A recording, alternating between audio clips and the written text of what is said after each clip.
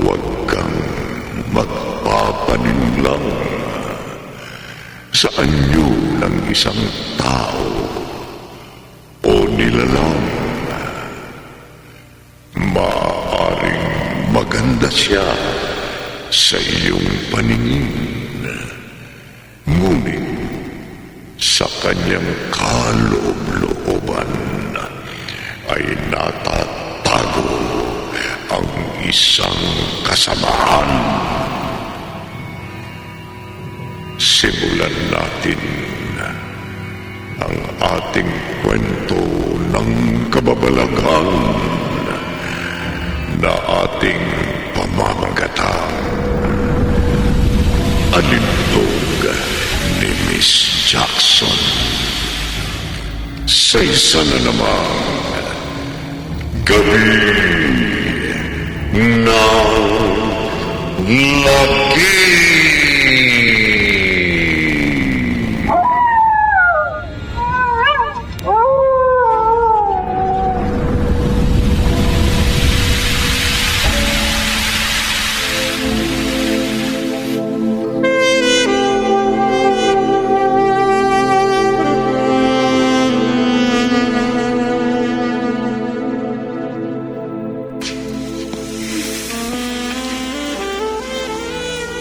Talagang nagpatugtog ka pa ng sexy music, ha?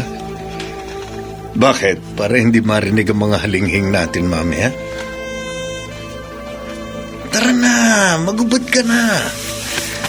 Sabik na ako. Oh, wow. Ang sexy ng katawan mo, babe. Ang lulusog ng...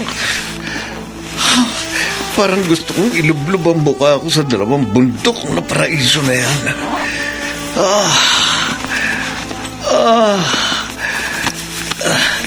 Nagubad ka na.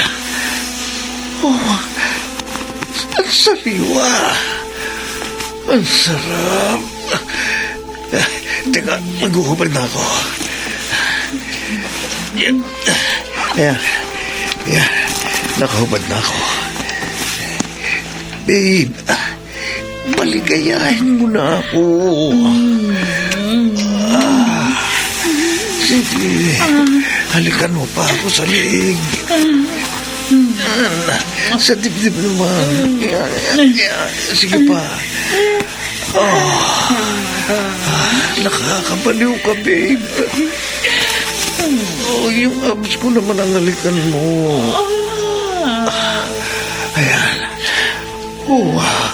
Ang likot ng dila mo. Napapatirik ang mga mata ko. Babe. Diretso mo na dyan sa baba. Yan. Nakikita ko na ang langit. Babe.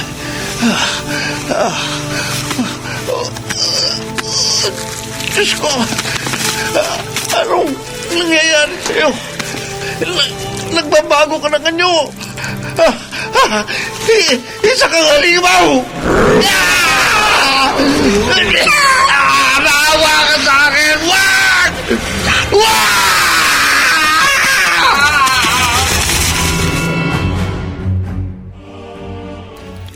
Cotton, tinimpla kita ng kape. Eto, Salamat po, ma.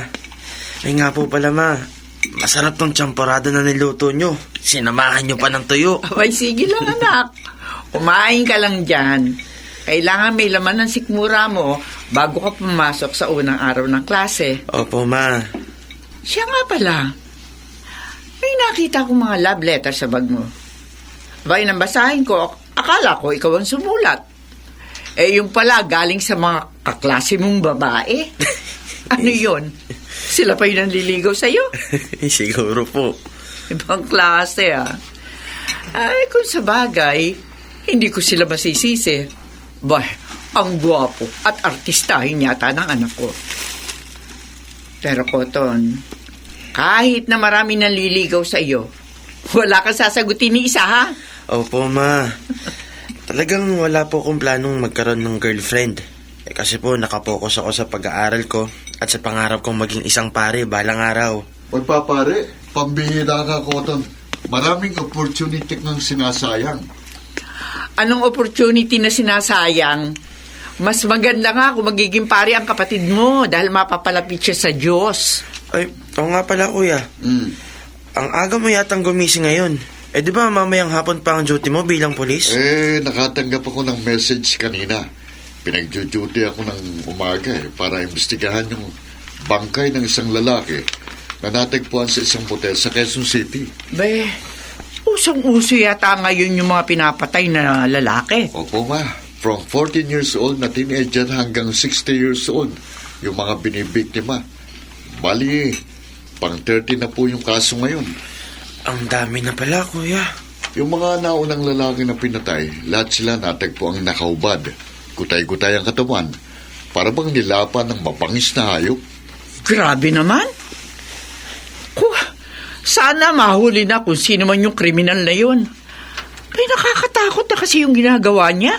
Sa totoo lang, ma, kakaiba yung mga kaso ng mga lalaking kinatay. Sa mga lumalabas kasi sa investigasyon namin, lalo na sa mga autopsies, parang hindi taong pumatay. Nakakatakot naman yun, Kuya Reed. Pero kung tao man yan, malamang asal demonyo na yan. Kaya kayong dalawa, ha? Reed, Cotton, palagi kayo mag-iingat. Umuwi agad kayo sa bahay pagkatapos ng trabaho o klase nyo, ha? Abay, hindi natin alam kung sino ang susunod na magiging biktima ng killer na yun.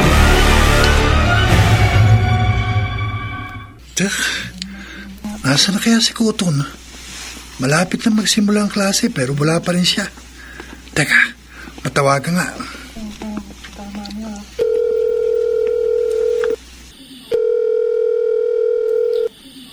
Oh, hello, Randy. Nasaan ka na ba? Kakapasok ko lang ng gate ng campus. Nagsisimula na ba yung klase? Hindi pa. Wala pa yung prop natin. Pero bilisan mo na. Darating na yun. Good morning, class. At, morning, ma'am. Morning, ma'am. Oh, nandito na yung prop natin. Pare, grabe. Sa ganda at sexy.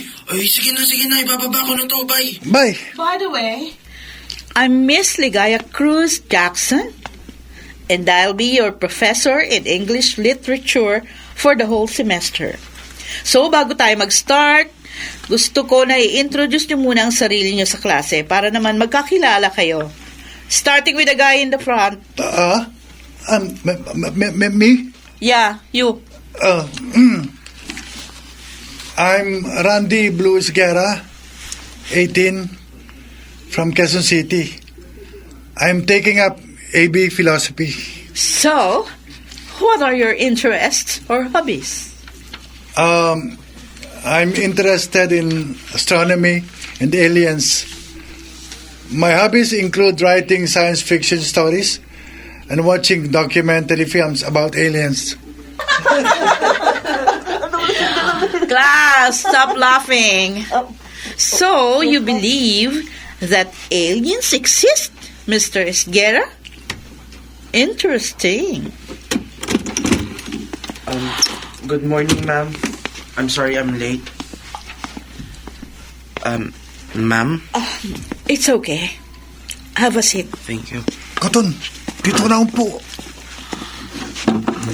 I am Miss Ligaya Mendoza Jackson, your professor in English Literature. And since you're late, introduce mo sarili mo sa klase. Hi, I'm Cotton J. Tesoro Evans, half American, half Filipino, from Project 7, Quezon City. And I'm taking up AB Philosophy, and I dream to become a priest someday. Cotton. Unique, huh? I was named Cotton by my mother because, according to her, when I was born, my skin was soft as a cotton. Interesting. Nice to meet you, Cotton. I really like you. Same to you, Miss Jackson.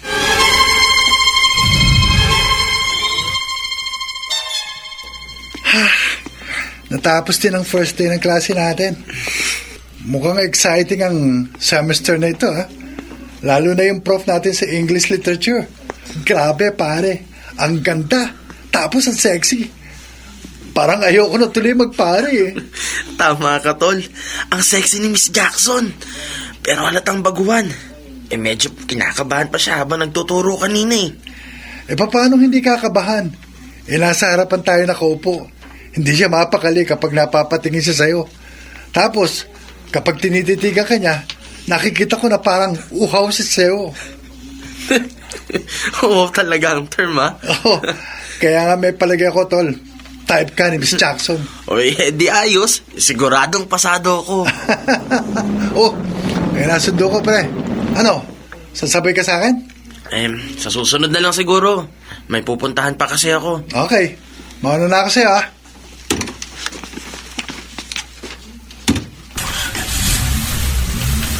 Hi, Cotton. Miss Jackson? Ginulat niyo naman po ako. Pasensya ka na. Hindi ko naman sinasadya.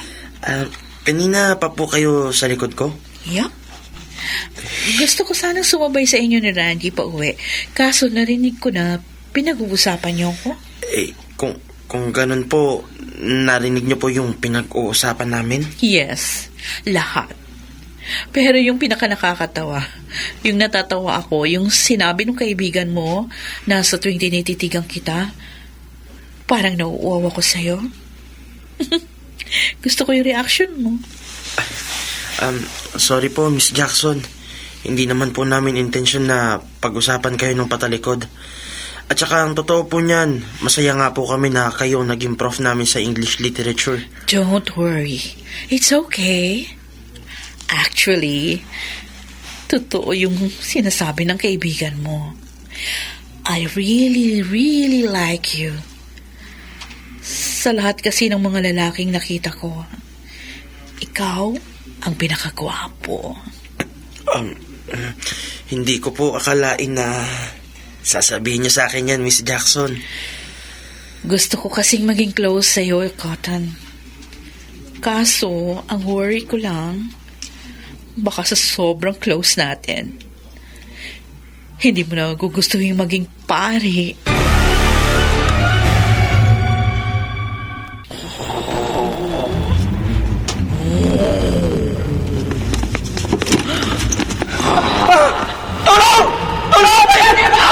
Gusto niya akong patayin!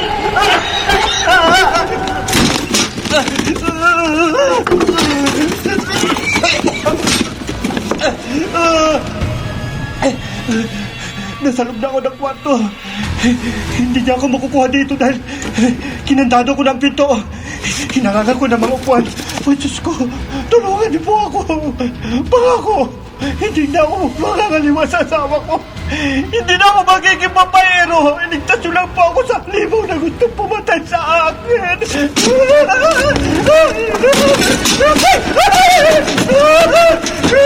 Kinutas niya pinto. Pinalog niya ang kanyang galabay. Anong gagawin ko?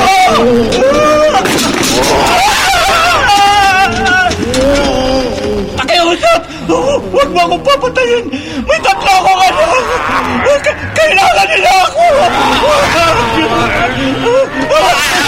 Huwag ka nalapit sa akin!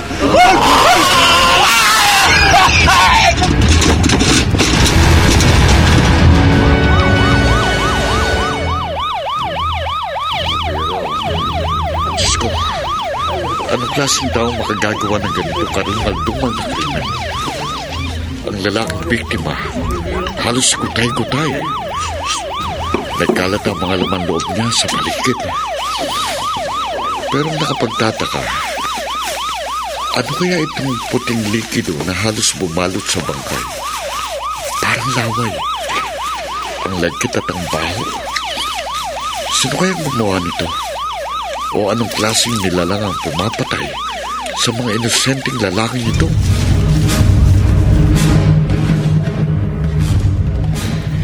Talaga, Cotton? Nagkausap kayo ni Miss Jackson kagabi? At narinig niya yung mga pinag-usapan natin? Yup. Kaya nga nung sabay kaming umuwi, hindi ako makakagbo sa sobrang hiya eh. Wow! Nagsabay pa kayong umuwi? Astig, pare! Ikaw na! Sabi niya nga sa akin, ako raw yung pinakagwapong nakita niya. Oh, so, tama ang hinala ko, ha? Type ka nga talaga ni Miss Jackson. O ano, paring Cotton, kung ako sa'yo, patulan mo na. Malay natin, baka hot din yun sa kama. Uy, huwag kang ganyan. Ha? Prof pa rin natin si Miss Jackson. Kaya gumalong pa rin tayo. Ay, teka lang Randy ha. Sandali lang, pupunta muna ako ng banyo at babalik din ako agad. Sige, hintayin kita. Tsaka hindi mo pa nauubos yung pagkain mo, oy.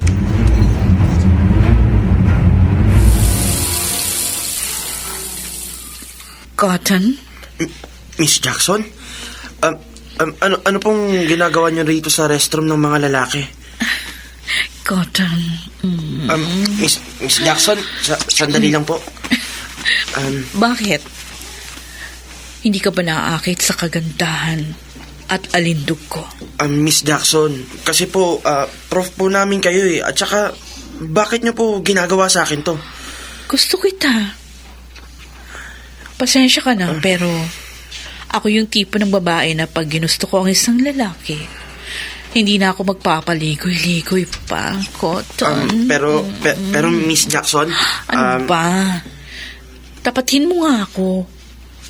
Bakla ka ba? Hindi po ako bakla, Miss Jackson. Magpapari po kasi ako. Kalimutan mo na yung pagpapari.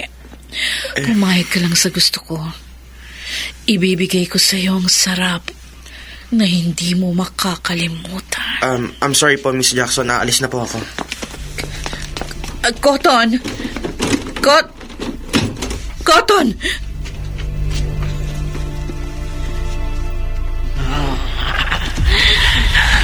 Ikaw ang napili ko para magparami ng aking lahi. Kaya sa ayaw at sa gusto mo, akin ka! Uy, Cotton! Andito pa ba sa earth ang utak mo? Bakit, Randy? Wow, pare. Kanina pa ako nagsasalita. Pero ikaw, kanina pa dyan nakatulala. May problema ba? Randy, pwede mo ba akong samahan mamaya sa registrar? Bala ko sanang i-drop yung English literature. Ano? Bakit mo naman i-drop yung English literature subject natin? Ayaw mo ba sa sexy prop natin? Tama si Randy. Ayaw mo ba sa akin, Cotton? Ma'am? Miss Jackson? Sorry kung naghulat ko kayo. So, balak ko palang i-drop yung subject ko. Manghihinayang ako kapag ginawa mo yun. Sorry po, Miss Jackson, pero kailangan ko pong i-drop ang subject ninyo. Kasi po, nagko-conflict sa schedule ko eh. Ganun ba? Sayang naman. Anyway, hindi man kita maging estudyante ngayon. Siguro next semester. Or pwede na lang tayong maging magkaibigan? Oo naman po. Pwede po tayong maging magkaibigan.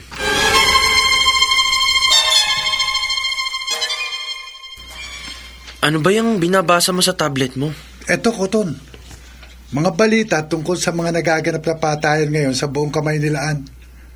Alam mo, medyo nakakatakot ng lumabas eh. Dahil sa mga balitang ganito. Pansin ko nga, puro mga lalaki ang namamatay. Sa palagay mo, serial killer kaya ang gumagawa nun? Kasi sabi ni Kuya Reed, parang iisang tao lang daw ang may sala eh. Imposibleng serial killer. Nakita mo ba yung aktual na litrato ng mga bangkay? Hindi pa. Basta ang alam ko, brutal ang paraan ng pagkamatay nila. O ito, tingnan mo. Ayan. Iyak naman yan, tol. Kadiri naman. Wakwak ang tiyan, dibdib, putol ang katawan. Parang hindi to kayang gawin ng tao. Ano kaya? Aswang o manananggal? Baka alien. Alien? Predatory alien. Kasi, hindi ako naniniwala sa supernatural beings eh. Kung sa science kasi, mas posible pang existence ng alien kaysa aswang. Kahit kailan talaga naig ka. Kaya ka tuloy pinagtatawanan ng mga kaklase natin eh. Ayan ako, ayan yung sundo ko. O ano? Hindi ka pa ba sasabay sa akin? Sige na, mauna ka na, Randy. Okay, bye pare. Bukas ulit ha.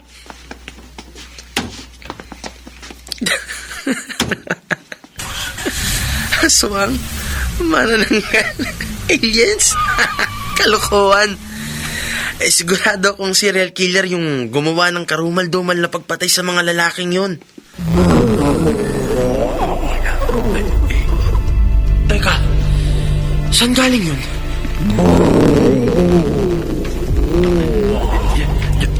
Diyos ko, anong klaseng alimaw yun? Naku po, papalapit siya sa akin. Hindi pwedeng mangyari to. Imposible. Diyos ko, iligtas mo po ako. Halimaw ka! Lumayo ka sa akin!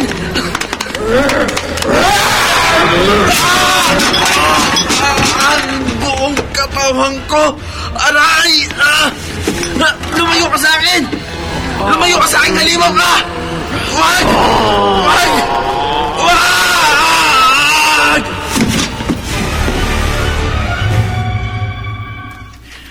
Alas 9 pa lang ng gabi, dapat nakauwi na si Cotton. Pero umaga na, hindi pa rin siya umuwi.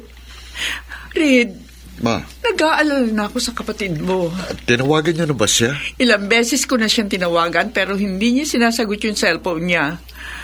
Naku, Reed, baka may nangyari masama kay Cotton. Huwag po kayong mag-isip ng ganyan. Teka, yung kaibigan niyo si Randy, natawagan niyo na ba? Hindi pa, tsaka wala siyang number sa akin. Ako po meron, sandali ha. Tatawagan ko lang.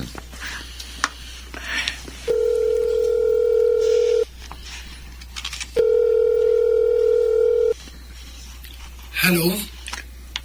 Randy, kuya ito ni Cotton. Kuya Red, napatawag ko kayo. Itatanong ko lang kung kasama mo bang kapatid ko? Kasi hindi pa siya umuwi sa bahay hanggang ngayon. Alam po, hindi ko po siya kasama ngayon. Ha? Nagkahiwalay po kami doon pa lang sa tapat ng Sunken Garden kagabi. Niyaya ko po siyang sumabay sa akin pa uwi pero ayaw niya eh. Ganun ba? O sige Randy, salamat ha. Anak, ano sabi ni Randy? Hindi niya ako kasama si Cotton. Diyos ko, Reed, anong gagawin natin? Hindi natin pwedeng pabayaan ang kapatid mo. Lalo na't marami lalaking pinapatay ngayon. Huwag kayong mag-alala. Diyos ko. Hanapin namin ang kapatid ko.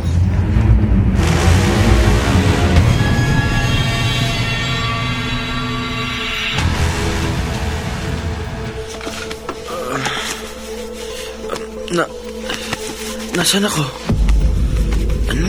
Anong lugar to? Tsaka, bakit ako nakahubad? Bakit nakatali ang buong katawan ko? Sino yan? Pakiusap naman. Pakawalan mo ko. Ayoko. Miss Jackson?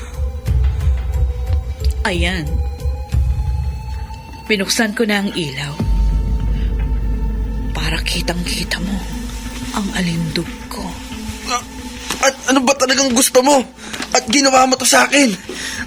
Wala naman akong kasalanan sa iyo, ha? Teka, yung halimaw na umatake sa akin, huwag mo sabihin. Ako yun. Kung ganun, Diyos ko po, huwag kang lalapit sa akin. Nagbabago ka ng anyo. Anong klaseng halimaw ka? Parang insekto. Parang alakdan ng itsura mo. Ikaw ang napili ko para gamitin at magpatuloy ang aking lahi. Anong ibig mo sabihin? Makikipagtalik ako sa iyo. Pagkatapos, dadalhin mo sa loob ng iyong katawan ang magiging anak natin ng 2 buwan. Pagkatapos noon, pakakawalan na kita. Yun ay kung mabubuhay ka pa. Pakawalan mo ako! Parang awa mo na! Parang awa mo na!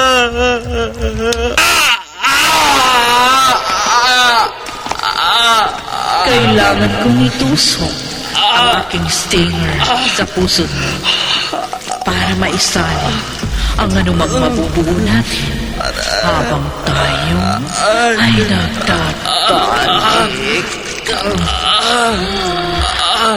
Sandali lang ito, mahal ko.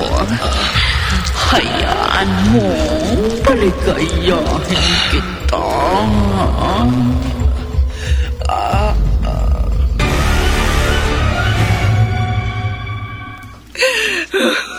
Diyos ko.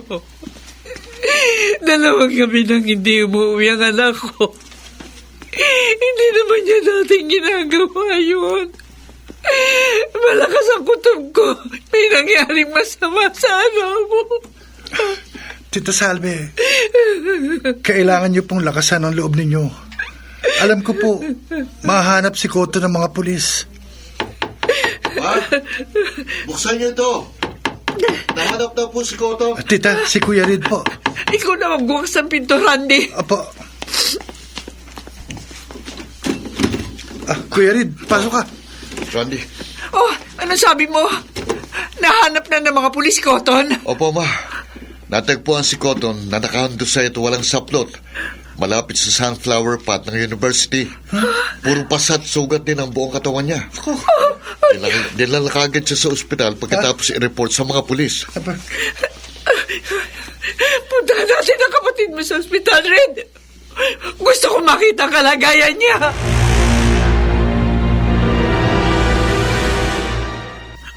Ano sabi ng doktor? Saan ang galing ang mga sugat ni Cotton? Baka raw ho, binugbog o tinorture si Cotton. Ayon sa mga sugat at pasang nakita nila.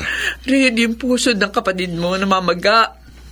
Tapos parang lumaki ng konti ang tiyan niya. Sino kaya ang gumawa nito sa kapatid mo? Malalaman po natin yan pagkagising niya. Wag. Cotton. Red, Wag. binabangungot yata ang kapatid Cotton, mo. gising. Binabangungot ka. Gising. Kuya Reed. Mama. Salamat sa Diyos. Nagising ka na, anak.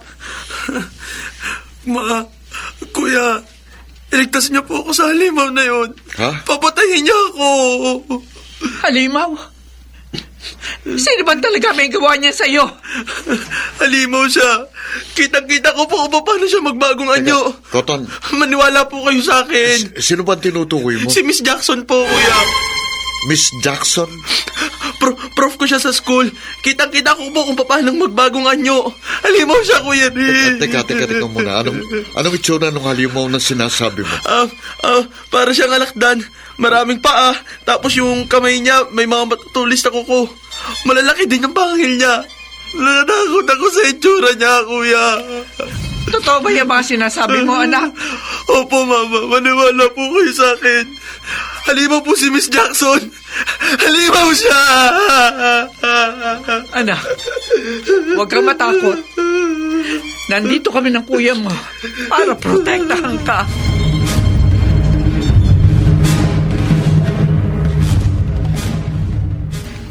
Miss Ligaya Jackson? Yes? How can I help you?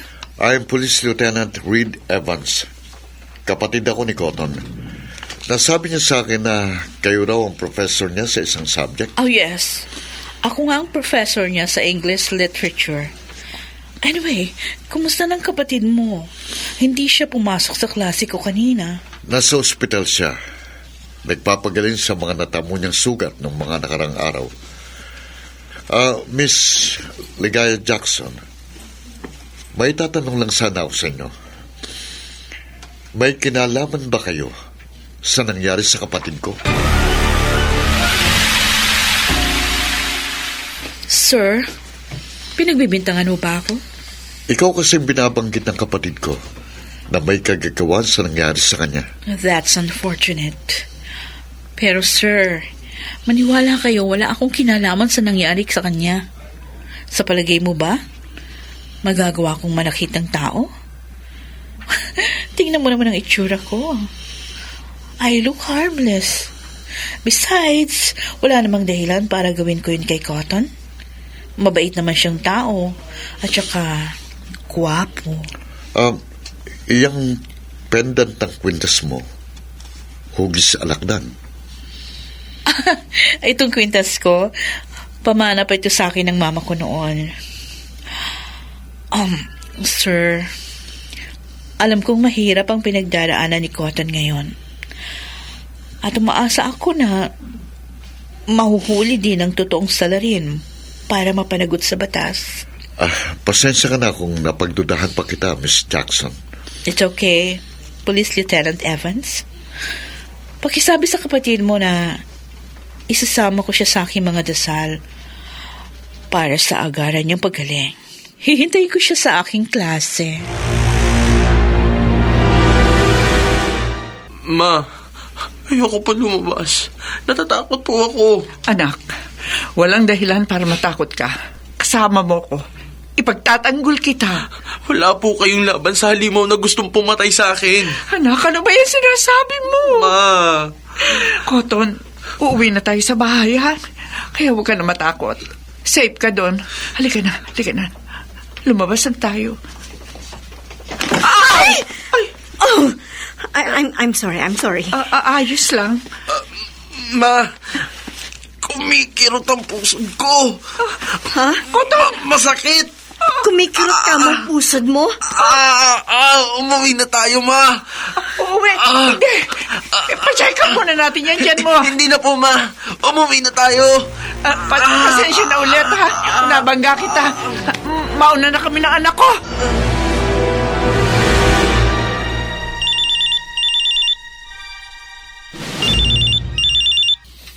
Hello, Reed. Ma, naiuwi niyo na ba si Cotton? Oo. Kaso, anak, nag-aalala pa rin ako sa nararamdaman ng kapatid mo eh. Kanina habang pauwi, sumakit ang tiyan niya. Tapos pag uwi namin, dumiretso agad siya sa kwarto, nagtalukbong. Takot na takot. Reed, ano bang gagawin natin? Nangangamba na ako sa mga nararamdaman at kinikilos niya. Di bale, Ma, bukas na bukas din. Dadali natin siya sa kilala kong psychiatrist, si Dr. Mijares. Baka sakaling matulungan niya si Cotton. Ano na pala ang balita sa investigasyon niyo? Kailan ba mahuhuli yung salarin na nanakit kay Cotton? Nag-iimbestiga pa rin po kami, Ma. Yung sinasabi ni Cotton na si Miss Jackson na nanakit daw sa kanya, mahinang ebidensya eh. Bukod sa hindi tatanggapin ng kota yung sinasabing nagpalit ng anyo si Miss Jackson at naging halimaw bago umatake sa kanya. Ma, hindi sa sinisiraan ko si Cotton, pero baka naman gumagamit siya ng illegal drugs. Hindi! Hindi magagawa ni Cotton yun. Kilala ko ang kapatid mo. Mabait siya at kahit kailan hindi sasagi sa isipan niyang gumamit ng drugs. Ipapadrug test pa rin po natin siya para sigurado. Reed, sandali. Ang kapatid mo duduwal. Lalapitan ko lang. Sige po, Ma. Mamaya tatawag na lang ako ulit. Anak, ano nangyayari sa'yo at dumuduwal ka? Ma, nahihilo po ako. Tsaka, sumasakit po ang tiyan ko. Baka naman dahil yan sa kinain mo. Hindi po, Ma. Teka, para lumalaki yata ang tiyan mo, ha? Sandali. Kumusta na yung pusod mo? Eto po, Ma. Ayan po. Diyos ko po. Namamaga pa rin. Kaya para lumulabo dyan mo. Gusto mo ba ipa-check up natin yung dyan mo sa doktor? Ha? Huwag na po, Ma. Kaya ko po to. Tsaka, ayoko po lumabas ng bahay. Koto. Ma, wag niyo po akong iyakan. Paano hindi ako iiyak? Tingnan mo yung sarili mo. Nararamdaman ko na hirapan ka sa kalagayan mo. Kung ayaw mo ako makita umiyak, pakiusap. Magpakatatag ka, anak.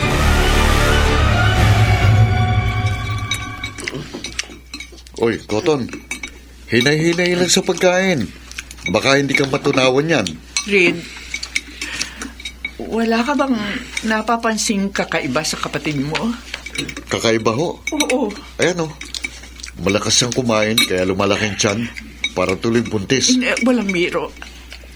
nakitaan ko rin si Koto ng senyales ng pagbubuntis. Seryoso, ma? Kakaiba yan, ha? Si Koto ng kauna-unahang lalaking nabuntis. Ano pong pinag-uusapan niyo dyan? Anak, ayos ka lang ba? Napansin ko mahilig ka sa karne ng baboy, baka at saka manok. Basta palagi niyo pong ihahain sa akin puro karne. Huwag po gulay. Hindi ko po gusto yung lasa nun eh. Alam mo, Koton, kung hindi ka lang lalaki, iisipin ko buntis ka eh. Para ka kasing naglilihi. Cotton, hindi ka ba natatakot dyan sa kakaibang laki ng tiyan mo? Baka kasi isang araw bigla na lang yan sumabog. Ihanda mo yung sarili mo, Koton. Aalis tayo mamaya. Tinatamad po. Kailangan ma-examine yan, lumolobo mo yan. Ipapa-ultrasound natin yan para malaman natin kung anong laman yan. Ma, ayoko. Anong hindi? Wala akong pakialam kung tinatamad ka o nahihilo. Basta't pupunta kayo ng ospital ngayong araw. Sasamahan ko kayo para may katulong si mama sa'yo.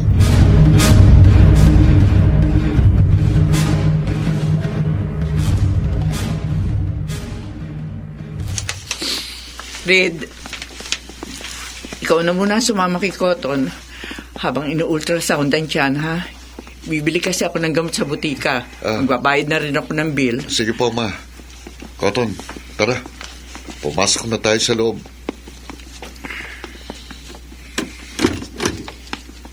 Oh, good morning. Siya bang i-ultrasound? Yes, Doc. Gusto naming malaman kung ano yung nasa loob ng tiyan ng kapatid ko. Kung taba lang ba yan o tumor na. Oh, sige. Simulan na natin. Liga ka dito, iyo. Kailan pa lumaki ang tiyan ng kapatid mo? Magdadalawang buwan na yan, Doc. Worried na po kami kasi hindi na normal ang paglaki ng tiyan niya. From what I see, hindi na nga ito normal. Doc? Ipapahid lang natin ang gel na to sa tiyan mo, no? At sisimulan na natin ang ultrasound. Okay, ganyan. At let's see kung ano ang laman ng tiyan mo. Ayan. Oh. Hindi po ako komportable sa ginagawa niyo, Doc.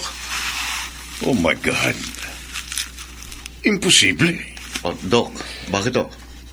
May heartbeat. Ha? Hindi mo ari. Aray!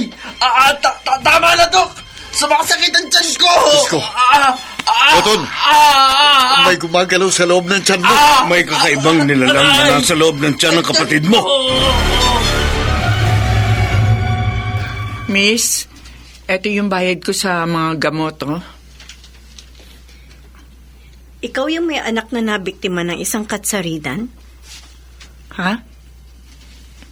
Sino ka? Ako si Ella.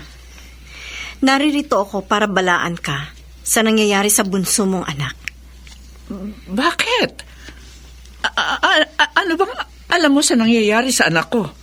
Alam ko kung anong klaseng nilalang ang gumawa nun sa anak mo. Ha? Yung paglobo ng tiyan niya. Dahil ipinagbubuntis niya ang isang batang halimaw. Isang halimaw na kapag lumaki ay magdadala ng malaking kaguluhan sa mundo. Sabi ng tama na eh! Cotton! Ano ba nangyayari sa'yo? Bitiwan mo ko, Kuya Rick! Halika! Sandali! Balik ko! Cotton! Cotton! Bumalik ka dito! Cotton!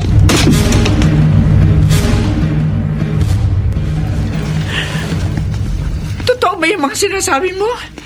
Tutulungan kitang maisalbang bunsong anak mo. Pero kailangan mo kong tulungan na magapi ang halimaw na nagpahamak sa anak mo. Anong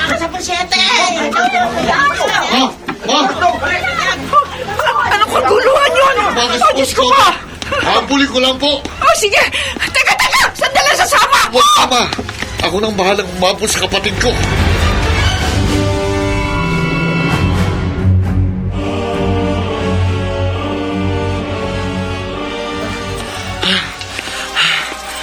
Sandali. Inihingal na ako. Hindi na ako makatakbo. Ang mabilis dahil sa lumalaking tiyan ko.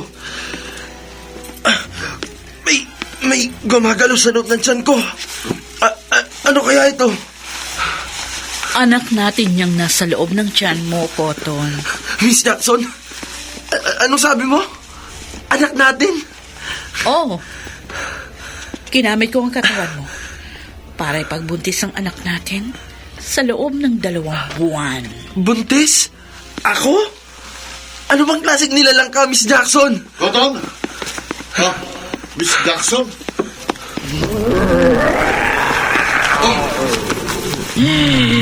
Isa akong katsaridan. Sko! Isang halimaw na malaalakdak! Cotton! Tumayo ka! Natukuti ka niya! Kuya! Cotton! Tulong! Tulungan mo ako, kuya! Cotton! Ibalik mo ang kapatid ko! Oh! Halimaw ka! Ibalik mo ang kapatid ko! Cotton! Ano na kaya nangyari sa anak ko? Hanap na kaya ni Reed ang kapatid niya? Nandito na tayo sa bahay at laboratorio ko. Pero bakit mo ako dinala dito? Para malaman mo ang lahat ng tungkol sa kalaban natin.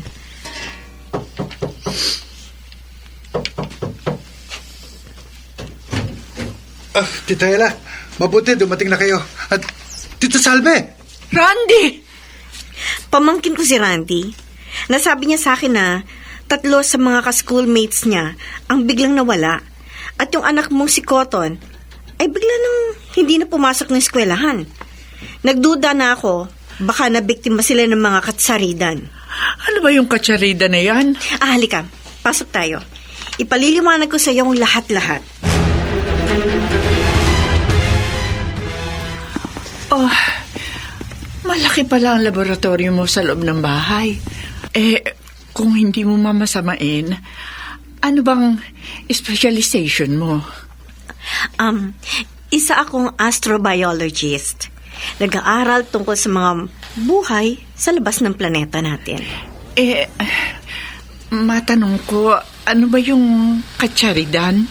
Sila ay mula sa isang planeta na kung tawagin nila ay Katsarida, na matatagpuan sa constellation ng Orion's Belt. Mga nilalang na may hahalin tulad ang itsura sa isang alakdan na may ulo ng isang taong may matatalim na ngipin. Ito, ipakikita ko sa iyo ang actual na litrato ng alien na ito. Ito. Oh, nakakatakot. Kung ganon, itong umatake sa anak ko. Oo, tama ka. At tanging mga babae lamang ang katsaridan. Nagsusurvive ang kanilang lahi sa pamamagitan ng pagkain ng karne at pag-inom ng dugo ng isang lalaki, mapatao man o extraterrestrial. Grabe! Ginagamit din nila ang katawan ng kanilang lalaking biktima para magparami ng kanilang lahi. Pagkatapos nilang makipagtalik sa lalaking biktima, isasaksak ng isang katsaridan ang kanyang stinger sa pusod ng biktima. At doon, ipapasok ang kanilang itlog sa loob ng tiyan. Ipagbubuntis ng lalaki ang isang katsaridan sa loob ng 2 buwan.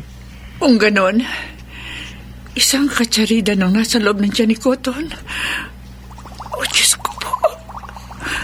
Totoo pala yung mga alien. Ang pagpatay sa mga lalaki, kamakailan, kagagawa ng isang katsaridan. Pero bakit puro mga lalaki lang inaatake nila? Dahil isa sa nagpapalakas sa isang katsaridan ay ang androgen, isang uri ng hormone na madaling makita sa mga lalaki. Paano mong nalaman ng lahat ng ito? Dahil ang asawa ko ay pinatay, habang ang anak kong lalaki ay nabuntis ng isang katsaridan. Mayroon akong tanong. Paano bang ang anak ang isang lalaki na nagdadalang halimaw? Sa pusod lumalabas ang batang katsaridan. At kapag nangyari yon, mamamatay na ang lalaking nagdadalang halimaw. Kung patay na lang yung halimo sa loob ng tiyan ng anak ko. Mamamatay din ang anak mo pag ginawa mo yan. Panginoon ko. Kung ganoon, hindi ko na pala maililigtas ang anak ko. Salve, may misyon tayong dapat gawin. Patayin ang katsaridan para matigil na ang madugong pagpatay sa mga kalalakihan sa lugar natin. Hindi mo man mailigtas ang bunso mo. Pero tandaan mo, may isa ka pang anak na lalaki na pwedeng maging biktima ng katsaridan.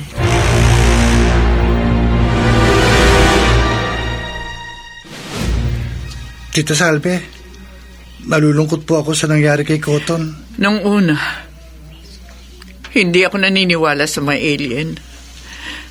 Kaya nang pinakilala ka sa akin ni Cotton at nasabi mong isa kang aspiring alien investigator, natawa lang ako. Pero ngayon, sa totoo lang, hindi ko na alam kung anong paniniwalaan ko. Tita, may tumatawag sa cellphone niyo. Si Red, tumatawag. Baka may balita na siya kay Cotton. Sandali lang. Hello? Hello, Ma. Nasaan na si Cotton? Ma, Nakita mo na ba siya? totoong sinasabi ni Cotton na si Miss Jackson ang umatake sa kanya. Ma, halimaw si Miss Jackson. Si Miss Jackson? Ang alakdang halimaw? Opo, at kinidnap niya ngayon si Cotton. Ano?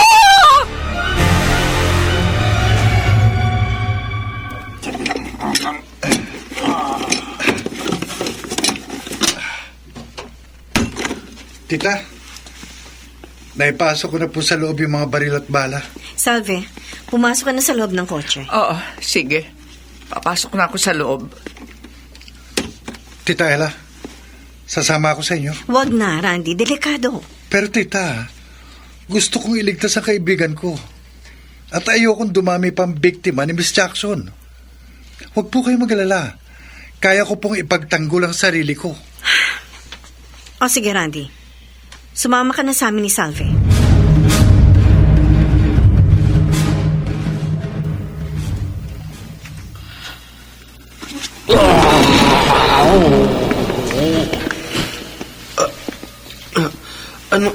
Anong lugar to?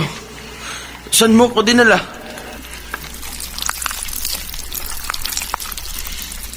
Ayan. Nagpalit na ulit ako ng anyo para hindi ka na matakot sa itsura ko. Huwag mo ko papatayin. Nakikiusap ako sa iyo. Hindi kita papatayin. Dahil nasa loob ng katawan mo ang anak natin. Isa siya sa magpapatuloy ng aming lahi dito sa inyong mundo. Anong mangyayari sa akin pag lumabas na ang anak mo? Saan siya lalabas? Diyan sa pusod mo lalabas ang batang katsaridan. At ikaw, mamamatay ka. Dahil siguradong hindi mo kakayanin ang sakit.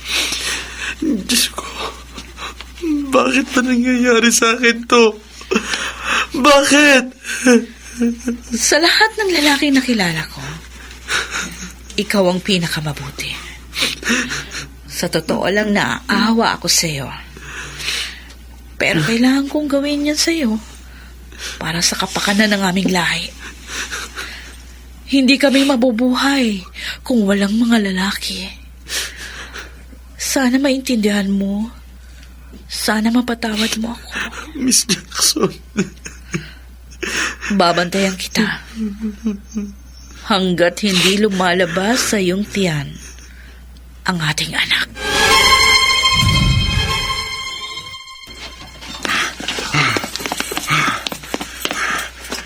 Ang bilis ng halimaw.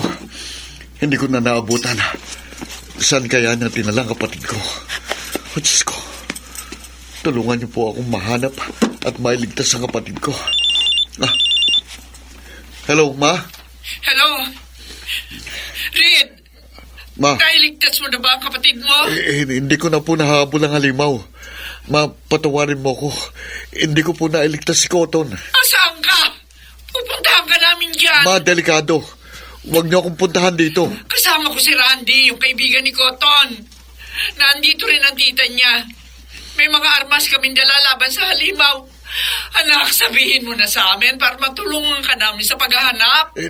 Nandito po ako sa Calle Tolentino. May malaking bakanting lote dito. At may abandonadong warehouse. Sandali, Ma. Pupuntahan ko pa yung abandonadong warehouse. Oh, sige, anak. Pupuntahan ka namin dyan. Madilim. Madilim ang loob ng warehouse.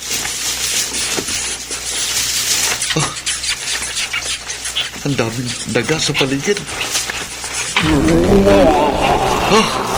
Halimaw ka. Ibalik mo ang kapatid ko.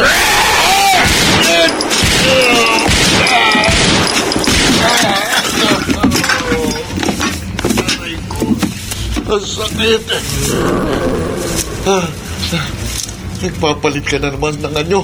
Hindi mo ko madadala sa alindog mo, Miss Jackson. Halim... Oh!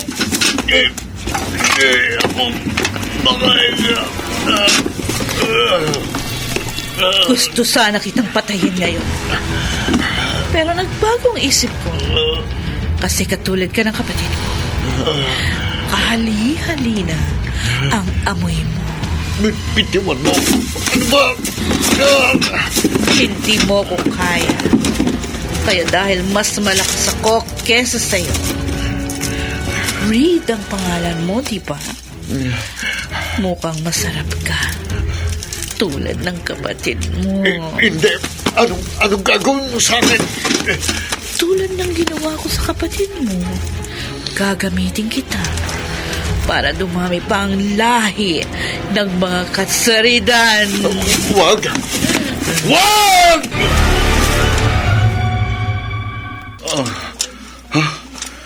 Nasaan ako? Anong kwarto ito? Bakit nakakadena ako? Wala rin akong suot na pangitaas. Anong gagawin ko? Tulong! Tulong! Kuya Reed. Cotton? Salamat sa Diyos at buhay ka. Nakakadena ang mga kamay at paang mo? Nandito tayo sa kwarto. Dito pa rin sa abandonadong warehouse. Kuya Reed, gumawa ka ng paraan para makatakas ka dito. Hindi ako tatakas nang hindi kita kasama. Huwag na, kuya. Magiging pabigat lang ako sa'yo. Bukod sa mamamatay rin ako. Huwag kang magsalita ng ganyan, Cotton. Tignan mo tong tiyan ko. Malapit na lumabas ang batang halimaw.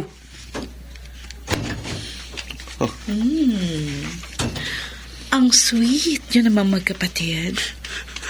Nakikiusap ako sa iyo, Miss Jackson. Huwag mo nang idamay si Kuya Reed dito. Pakawalan mo na siya.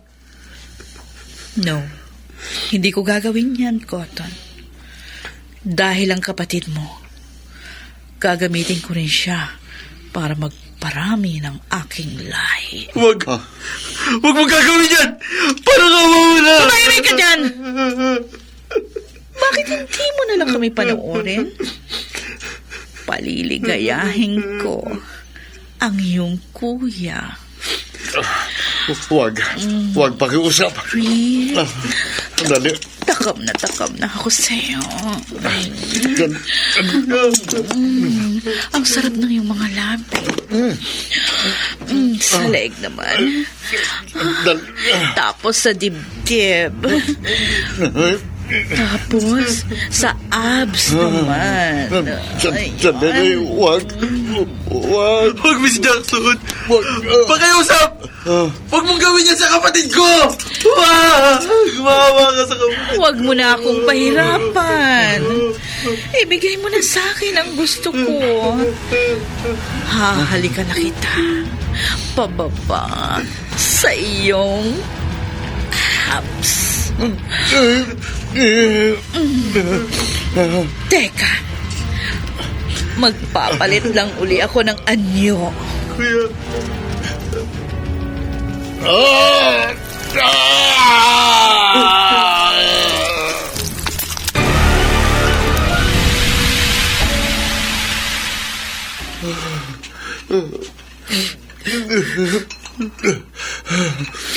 Kuya Reed, ang pusod mo, nagdurugo katulad ng ginawa niya sa akin.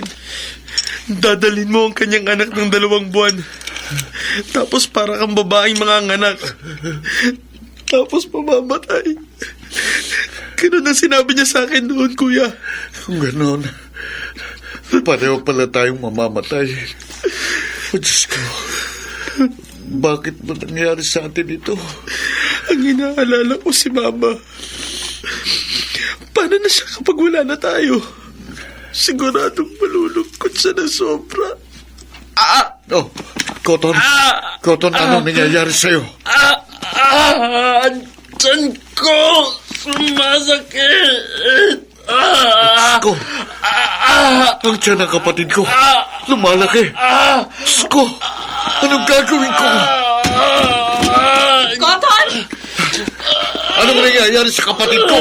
Lalabas na sa kanyang tiyan ang anak ko. Hindi ko na kaya! Hindi ko na kaya!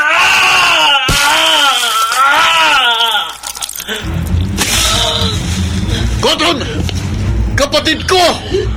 Ang anak ko! Cotton, bago ka mamatay, gusto kong masilayan mo muna ang anak natin. Cotton! Cotton!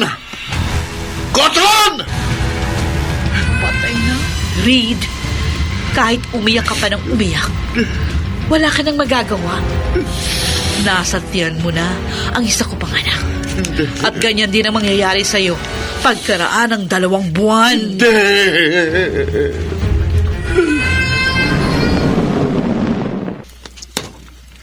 Ella, sigurado ka ba na nandito yung halimaw?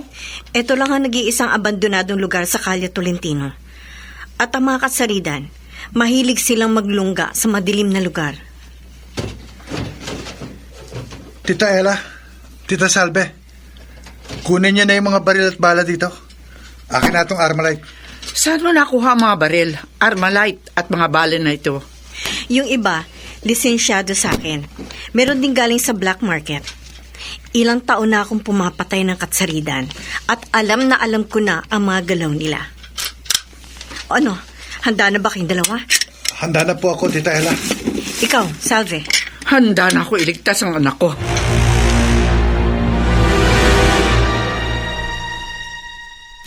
Tinanggal ko na yung kadena sa katawan mo. Total, mahinang-mahina ka na. Hindi ka na makakalaban sa akin. Nasaan ang bangkay ng kapatid ko? Huwag kang mag-alala. Binalot ko sa malinis na kumot ang bangkay ni Cotton. Huh. May mga taong nakapasok sa lungga ko!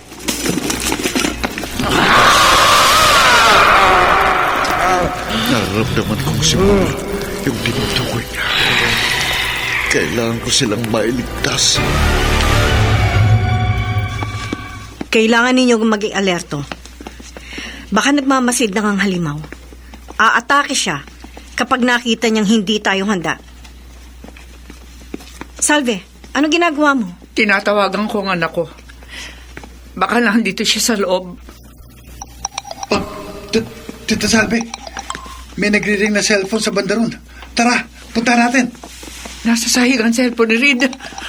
Oh, Diyos ko po. Tita, may uniforme ng pulis dito. Evans ang nakalagay na name tag. Tita, kay Kuya Reed dito. Salve! Randy! Halika kayo dito! May bangkay ako nakita dito! Nakabalot ng puting kumot! Ano ba kaya nakita mo? Ito! Oh, Diyos ko po! Bubuksan ko po, Tita Ella, para malaman natin kung sino yung bangkay. Sige, Randy. Sige na. Eto na. Tinatanggal ko na yung balat. Ton! Oh my God! Cotton! Anak ko! Patay na ang best friend ko! Anong ginagawa niyo sa lungga ko? Ayok ko!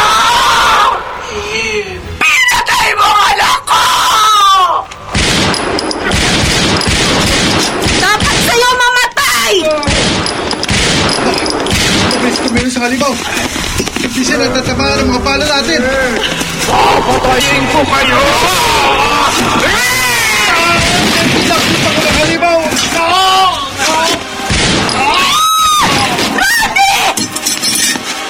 Pinatay mo ang pamangkin ko!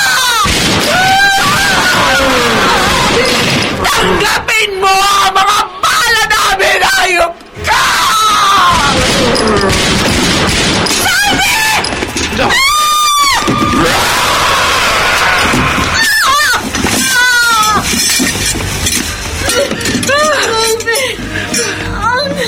Halimaw! Huwag kang lalapit sa akin!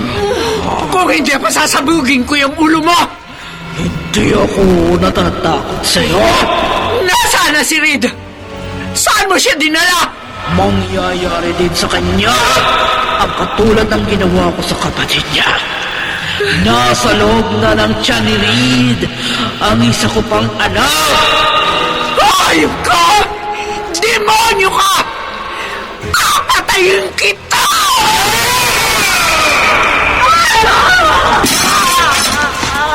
Ang sakit na buong katawan ko! Magpaalam ka na sa mundo! Tanda!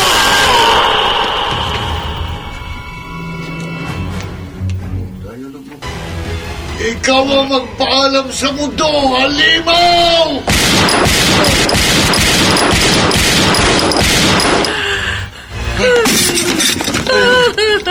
Patay na si Miss Jackson.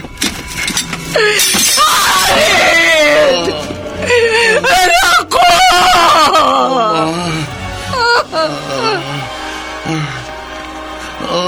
Nagdurugo ang pusod. At iba bang mga sugat mo? Ma, kailangan kong mamatay para mamatay din ang halimaw na nasa loob ng tiyan ko. Dahil kapag nabuhay ito, malaking gulong mangyayari. Hindi ka mamamatay. Hindi pwede. Hindi pwede. Salve, tamang anak mo. Kailangan niyang mamatay. Hindi tanggalin na lamang natin kung ano nasa loob ng tiyan ng anak ko. Mamamatay pa rin siya, Salve. Ganyan din ang nangyari sa isa-isa kong anak. Once mapasukan sa tiyan ng isang lalaki ng itlog ng katsaritan, wala na siyang kawala kay kamatayan.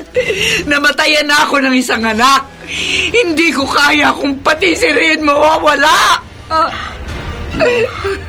Patawarin niyo ako sa mga naging pagkukulang ko sa inyo bilang anak. Pero bago ko mamatay, tandaan niyo po, mahal na mahal ko kayo.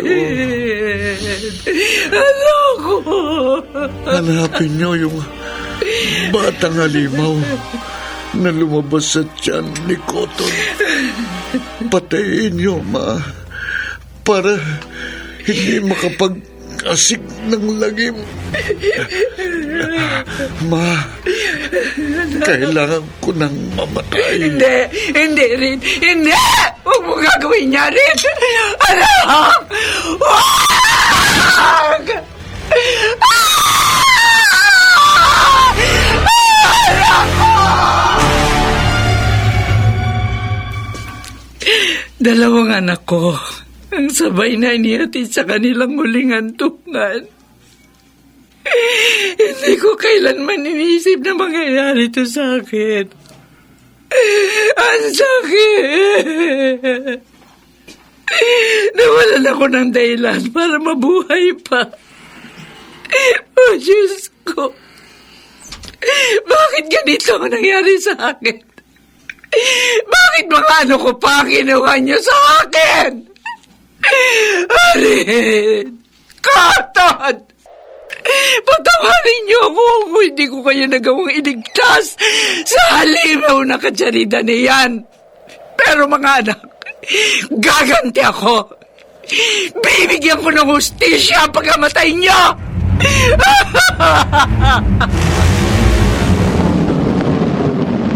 Nandito na tayo, Salve. Handa ka na ba? Kanina pa ako handa, Ella. Simula nang mamatay ang mga anak ko, lumakas ang loob ko. Hindi na ako natakot mamatay. Good. Talaga bang may naglulunggang 3 katsarida sa lugar na ito? Oo, sigurado ako. Nararamdaman ko na ang presensya nila. Kung ganun, ano pang hinihintay natin? Pasabugin na natin ang ulo ng mga halimaw na yan!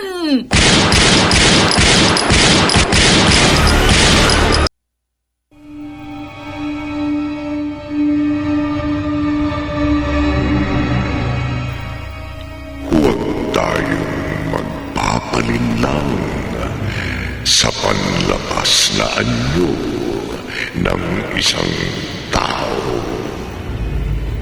Dahil ang hindi natin alam, maaaring ilan sa kanila ay itinatago lamang ang kanilang mga mahalimaw na katauhan. Dito natatapos ang isa na namang kwento ng kababalaghan na ating pinamagatang Alinto ni Miss Jackson sa isa na namang gabi ng lagi.